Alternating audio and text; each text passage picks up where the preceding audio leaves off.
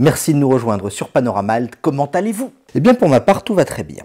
Aujourd'hui, nous allons nous éloigner un petit peu de l'Écosse de la dernière critique.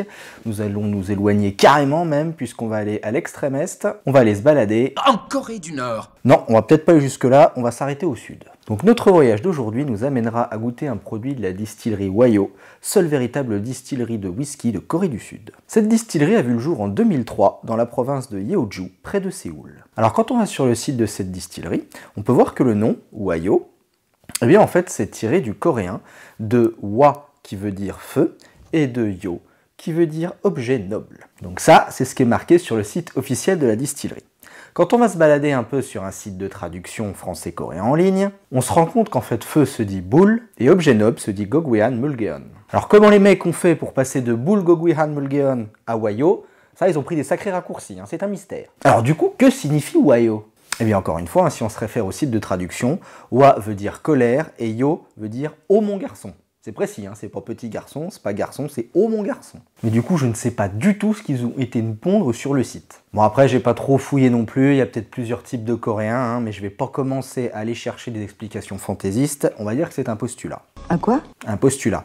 C'est-à-dire qu'en fait, on admet que c'est vrai et on enchaîne sur la suite. Alors, la création de Wayo est due au groupe Kwangjuyo, spécialiste de l'artisanat de céramique haut de gamme et entité reconnue de l'art de la table coréen depuis 1963. Et le groupe a lancé en fait la distillerie Wayo à la base pour faire du soju premium. Le soju, c'est l'alcool coréen national et ça fait vraiment partie de la culture coréenne. Un peu comme les Français et le vin rouge, quoi. Et en 2006, Wayo crée le premier whisky coréen exclusivement réalisé à base de riz, le Wayo X Premium. Alors un petit peu comme Mackmyra en Suède, hein, la distillerie Wayo a à cœur d'utiliser les richesses de la nature comme matière première pour son whisky. Alors celui-ci est produit avec le riz court japonica, un riz cultivé en Corée du Sud, hein, c'est un riz rond et tendre qui est utilisé dans la cuisine, mais aussi pour la fabrication du soju. Entre parenthèses, hein, si j'étais Corée du Sudien et que je fabriquais du riz, je l'appellerais clairement pas japonica. C'est comme en gros si t'avais, je sais pas moi, une marque de sirop d'érable canadien qui s'appelait Mexican Marple. Waouh, c'est super ce que tu me racontes. Ouais bah je t'emmerde, c'était une bonne vanne. Puis surtout que j'imagine que c'est le type de riz qui s'appelle japonica et pas la marque, mais bon, c'était l'occasion de faire un peu d'humour. Pour en revenir aux produits utilisés par Wayo, l'eau, qui se trouve être quand même un élément essentiel de la fabrication du whisky, et bien elle est puisée à 150 mètres de profondeur dans une roche naturelle de la province de Yeoju, qui joue de ses vertus purifiantes. Alors tout ça, bien sûr, hein, c'est marqué sur leur site, c'est très attractif, très touristique, bon voilà. Les vertus purifiantes de l'eau coréenne puisée à 150 mètres de profondeur comparée à, je sais pas moi, de la Volvic, bon après, est-ce qu'il y a une grosse différence? Alors chez Wayo, hein, si vous allez un peu sur leur site, c'est assez compliqué parce qu'en fait, il y a 5 produits en tout, mais c'est 5 spiritueux, alors c'est difficile de différencier le soju du whisky. Alors de ce que j'en ai compris, en fait, il y a 2 whiskies, le X Premium et le single grain, et du coup 3 soju. Alors il y en avait un qui faisait 17 degrés, l'autre 25, il y avait un truc à 51, ça j'avoue, je sais pas trop ce que c'était. Mais du coup, pour rester sur les whiskies, donc il y a le X Premium et le single grain.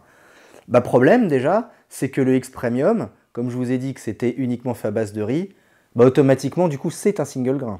Oui, c'est une question de logique. Donc la différence que j'ai pu en trouver entre les deux, du coup, bah, c'est que le single grain, il mature 3 ans en fût de chêne américain, avec je crois une petite finition en fût de bourbon, alors que le X Premium, lui, mature 5 ans en fût de chêne américain. Et la petite subtilité également, le single grain fait 40 degrés, le X Premium en fait 41. Voilà, vous en savez donc maintenant autant que moi sur ce que nous nous apprêtons à découvrir, et j'avoue que c'est le tout premier whisky que je vais goûter qui est fait à base de riz. Je suis assez excité à l'idée. J'imagine quand même que ça doit être une réelle différence, hein, parce que quand on prend le bourbon qui est fait à au moins 50% de maïs, ou le rye qui est fait au moins 50% de seigle, bon bah quand c'est pas de l'orge, mais du maïs ou du seigle, on sent clairement la différence.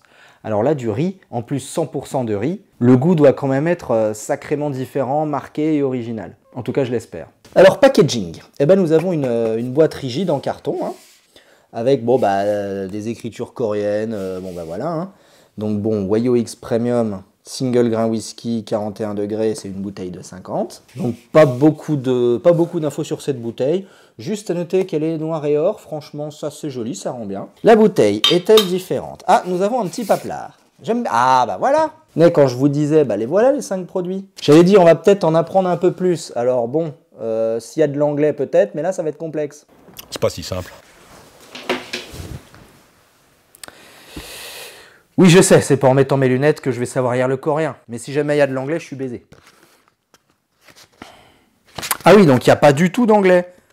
C'est apprends le coréen et démerde-toi. Il te donne la contenance d'un verre de vin et d'un verre de bière, on est super content, ouais, mais à part ça... La bouteille. Ah, bah déjà la bouteille, originalité. Bon, la forme, bon, bah rien de très original, mais c'est comme une gourde, c'est du métal, c'est une bouteille en métal en fait. Ou j'hallucine ma race totale, et c'est peut-être ben, carrément de la céramique, oui, parce que le groupe fait de la céramique. Espèce de couillon, ça paraît totalement logique. Et ça rappellerait un petit peu la bouteille de Toguchi. Alors là, on a un petit relief sur la céramique, je n'ai pas regardé. C'est un phénix, je pense. Je ne sais pas trop si vous la voyez là avec la lumière. Ça reste dans l'esprit un petit peu, effectivement, des bouteilles japonaises. C'est pas forcément mes formes préférées. Sachant que les whiskies japonais ne sont pas forcément mes préférés. Mais bon, c'est coréen, hein, c'est peut-être totalement différent. Le petit coup du phénix, ça peut rappeler Wayo, le feu, comme ils disent de Wa. Ça peut rappeler ça. Mais alors pourquoi le feu? Alors pourquoi le phénix? Je sais pas, il n'y a vraiment rien. Ça aurait été bien de creuser un petit peu, je pense, de donner un petit peu une âme à la distillerie ou au produit. Bon, après la bouteille est jolie, mais voilà, rien d'éclate, rien de transcendant non plus. Bon, sans vouloir faire de pronostics, je dirais quand même qu'il va être d'une couleur relativement claire, parce que 5 ans de maturation, 5 ans de vieillissement, c'est quand même plutôt jeune. Bon alors ce petit bouchon qui se dévisse, ouais, ok, bon, rien d'exceptionnel. Ok, bon bah essayons ça. Donc déjà, en étant là et en ayant le nez assez loin du verre, je sens des odeurs. Et je ne saurais pas du tout dire lesquelles, mais il y a de l'odeur. Déjà qu'il ait un peu de puissance aromatique au nez, c'est cool. Alors le nez est assez déroutant, parce qu'il a un goût, il n'a pas de goût, c'est un nez, connard, il a une odeur que je trouve... Alors non, mes sens olfactifs doivent être complètement biaisés là, je lui trouve une odeur d'eau de vie un petit peu, de fruits bien mûrs. Style eau de vie à la mirabelle ou à la cerise. Il est très fruité au nez, vraiment très fruité. Et c'est déroutant, parce que je m'attendais pas du tout à ça. Par contre, j'allais dire, j'avoue que je sens pas du tout la céréale ni l'orge. Bah non, abruti, il n'y en a pas. Alors sentir le riz, là par contre, j'avoue que en titre de comparaison, on pourrait lui dire quoi? C'est extrêmement bizarre, mais c'est comme le Hoamaruvian, qui était vieilli 18 ans en fût de vin rouge. Il sent le fruit rouge maturé, le fruit rouge bien mûr. C'est assez dingue de sentir le fruit rouge, quoi. Pour un truc qui a vieilli en fût de chêne américain et qui est fait à base de riz, je ne sais pas. Pas agressif, le nez est bien, le nez est très sympa. Alors, petit récapitulatif du nez. Petite odeur, mais je répète encore une fois, odeur, hein, pas agression, d'alcool. Donc plutôt eau de vie, et des notes fruitées, des notes de fruits bien mûrs, fruits rouges assez mûrs. Ça n'agresse pas, les saveurs sont assez puissantes. Donc si jamais j'avais à le comparer à un whisky entre guillemets fruité, franchement il tient la route, hein. À part 4,5, là je vois pas quoi lui mettre, hein. Le nez est très bien. Partons explorer les contrées coréennes.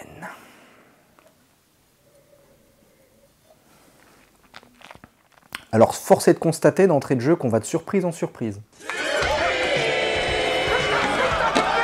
Waouh, tu ris la finale. Alors, est-ce que c'est juste la première bouche et la première impression qui fait que? Mais...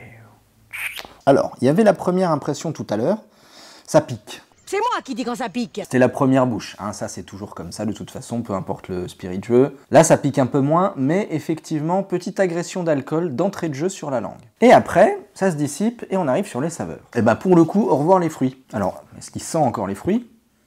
En bouche, plus du tout. En bouche, qu'est-ce qu'on a? Eh ben, on va arriver sur un côté subtil mais gourmand. Complexité du produit, déjà. Alors, assez subtil parce que c'est pas très prononcé. Ça se répand bien quand même et tu les sens, mais avec une petite intensité, toujours pareil. C'est assez discret, assez calme, mais on a bien ces notes gourmandes, presque de bourbon, donc presque de caramel, un petit peu de popcorn. C'est la gourmandise, accompagnée de notes un petit peu céréalières. Ouais, on a bien ce petit côté caramel. Alors le côté céréalier, je vois que ça, je vois que le riz hein, qui peut donner ce côté céréalier. Mais encore une fois, c'est un côté que je n'avais pas, que je ne connaissais pas. On me fait goûter ça, je peux pas dire que c'est de l'orge, clairement, parce que ça ressemble pas du tout à un Scotch whisky. Là, on est plus sur un petit bourbon léger, et c'est bluffant. Et encore une fois, c'est ça qui est magique, parce que je crois que c'est ma 21e critique. Et j'arrive toujours à être surpris, et ça c'est magnifique. Ouais, petit côté caramélisé, un petit peu beurré, malgré qu'il ait une texture, il a pas une texture pâteuse ou grasse, hein. Il est assez fluide. Avec ce côté céréalier, bah, forcément lié au riz, hein, du coup. Sur Panoramalt, dans quelques temps, hein, je sais pas quand, j'ai un autre whisky à base de riz qui attend, qui est français. On pourra comparer tranquillement, et du coup voir si vraiment... c'est le riz qui donne ce goût-là, ou si c'est le vieillissement en fût de chêne, enfin je ne sais pas. Là je ne peux encore une fois que présumer, que supposer. Alors, pour donner une note à cette bouche. Première attaque un petit peu alcooleuse, donc pas vraiment de goût. Enchaîne sur ce goût céréalier, et arrive ce côté caramélisé. Ça laisse bien la part à chacun, deux saveurs distinctes. Après, toujours la même critique hein, que j'aurai à faire. Manque de puissance. Après, pour un 5 ans d'âge, il n'a pas trop à rougir quand même. Après, j'hésite clairement à lui mettre 3,5 ou 4. Est-ce que si je lui mets 4, est-ce que ça serait pas par le fait qu'il m'ait impressionné? Alors qu'en fait, si on y réfléchit bien, effectivement, moi je lui trouve quand même quelques défauts. Un tout petit peu trop d'attaque alcoolique au début, et manque un peu de punch en niveau saveur. Sinon, la bouche, elle change quand même complètement du nez, donc il y a complexité. Force est de constater que le taf est là quand même. 4. Alors la finale, assez céréalière, avec toujours un petit côté sucré. C'est marrant aussi parce qu'il y a un petit arôme qui ressurgit à la fin, mais longtemps après, fruits secs noisette, mais vraiment, c'est genre une minute après, quoi. C'est assez dingue ça aussi. Plus on le boit... Ah non, perdu. J'allais dire, plus on le boit, moins on sent le côté caramélisé et on sent beaucoup plus la céréale. Mais oui, c'est que, comme je vous avais dit, la céréale arrivait avant. Et j'ai attendu 2-3 secondes et effectivement, il y a le petit côté caramel qui est venu. Alors la finale, elle ne pique pas. Elle n'est pas très forte en intensité, mais elle dure. Et effectivement, ça vient mourir un petit peu côté céréales, avec toujours ce petit côté un petit peu gourmand de sucre, de caramel, de popcorn. Et ça te laisse un petit goût sucré sur la langue. Avec presque des notes de fruits secs, de noisettes. C'est cool. Ouais, je peux rien faire. Parce que là, du coup, je vois à peu près où ça va l'amener dans le classement. Et ben, il va être au coude à coude avec des whiskies que j'adore, plus que celui-là. Et pourtant, je peux pas lui enlever des points sur la finale. Je peux pas lui mettre 2 alors que ça vaut beaucoup plus quand même. Donc, la finale, oui, hein, ça sera 4. C'est une très bonne finale. Il manque juste un peu de puissance derrière, mais... La vraie question qui va se poser maintenant, c'est l'appréciation perso. Alors, je sais déjà la critique que je vais lui faire. Manque de punch hein, au niveau des saveurs. Ça, c'est clair. Ceci dit, c'est un manque de punch, un manque de puissance aromatique qui est quand même relativement géré, on va dire, qui n'est pas trop important. Parce que les saveurs sont quand même là. C'est juste que j'aime quand, au lieu d'être là, elles soient là. Là, il y a les méduses, les insectes. Là, il y a les glandus, les grouillots. Là, il y a les mecs normaux. Là, il y a les chevaliers. Là, il y a les rois et les princes. Et après, bien au-dessus, il y a le roi Arthur. Voilà, moi j'aime bien quand c'est le roi Arthur. Là, c'est les rois, les princes. Est-ce qu'on kiffe ce petit whisky coréen? Ouais, il passe très bien. Malgré la petite attaque qu'il a au tout début, il est léger. Parce que c'est le seul moment où tu sens qu'il y a un petit peu d'alcool. Puis 41 encore, c'est pas énorme, hein, mais t'as des whiskies à 40, tellement ils te crament la gueule, tu les bois pas. Le côté céréalier est bien là. Mais t'es dans une appréciation perso, t'es pas en train de la... Ah, calme-toi, profite. Et je dois dire que je profite. Non, là, pour le coup, respect, hein. Chapeau. Non, puis c'est bon. Y a pas à tergiverser, c'est bon. J'aime, et ça pourrait partir vite. Ça pourrait partir très vite. Alors par contre, le goût du riz en lui-même, je trouve que ça se rapproche. Alors, est-ce que c'est à cause du vieillissement en fût de chêne américain? Et le goût se rapproche beaucoup d'un bourbon. Alors que pourtant, le riz et le maïs n'ont pas grand-chose à voir. Vraiment super appréciable, hein, c'est très kiffant. Non, 4,5, hein, vraiment, j'apprécie beaucoup ce whisky. Petit rapport qualité-prix. Ce petit breuvage vous est proposé au prix de 50 €. À ce prix-là, je ne peux que mettre un A.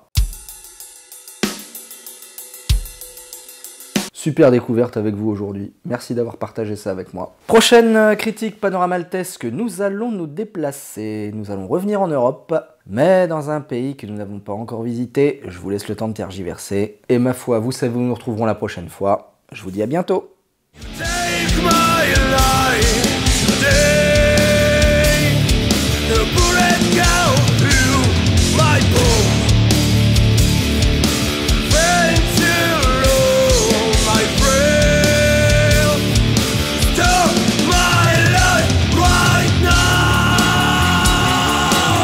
Voilà, vous en savez donc maintenant autant que moi sur ce produit que nous allons découvrir.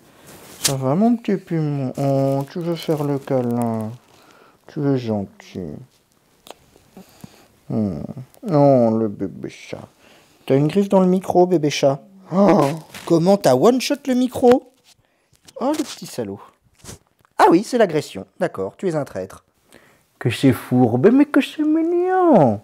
C'est beaucoup trop mignon. Il est en train de m'arracher le poignet. Mais je vais essayer de pas trop m'exciter pour ne pas trop être déçu.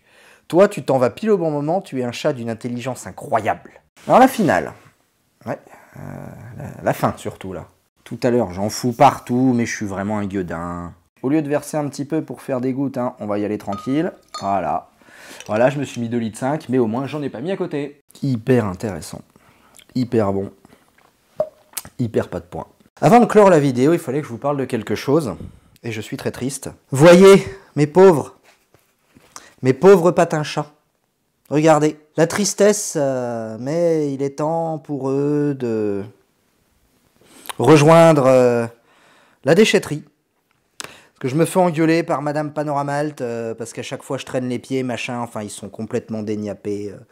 Voilà, ils m'auront suivi presque 2 ans sur Panoramalt, sucété de fiers patins chats.